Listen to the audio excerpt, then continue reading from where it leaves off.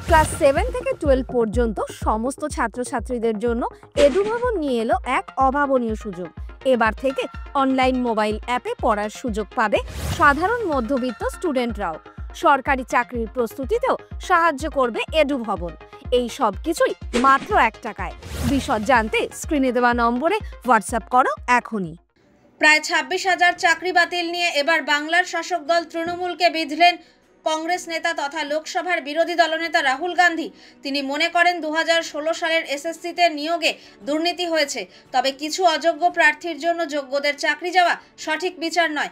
বিষয়টি নিয়ে এবার রাষ্ট্রপতি দ্রৌপদী মুর্মুকে চিঠি দিলেন রাহুল লিখেছেন, আমার আর্জি আপনি বিষয়টিতে হস্তক্ষেপ করুন, সরকারকে অনুরোধ করুন বিষয়টি বিবেচনা করে দেখতে, যাতে যোগ্যেরা চাকরি না খোয়ান। চাকরি বাতিল নিয়ে এবার তৃণমূলকেই পরোক্ষভাবে কাঠগড়ায় তুলল বিরোধী জোট ইন্ডিয়ার অন্যতম শরিক কংগ্রেস।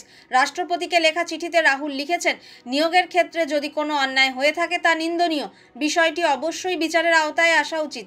তবে এই নিয়োগ প্রক্রিয়ায় যারা সততার সঙ্গে চাকরি পেয়েছিলেন তাদের সঙ্গে অবিচার হয়েছে। রাহুল চিঠিতে উল্লেখ করেছেন, শিক্ষক শিক্ষিকা অধিকার মঞ্চের কয়েকজন প্রতিনিধি তার সঙ্গে দেখা করতে চেয়েছেন এবং তাদের সাথে দেখা হয়েওছে তাদের অনুরোধেই তিনি চিঠি লিখেছেন। রাহুলের কথায় একসঙ্গে এত শিক্ষকের চাকরি বাতিলের ফলে বিপাকে পড়েছে লাখ লাখ পড়ুয়া। শিক্ষকের অভাবে ক্লাস করতে পারছে না, ফলে মনোবল ভেঙে যাচ্ছে তাদের।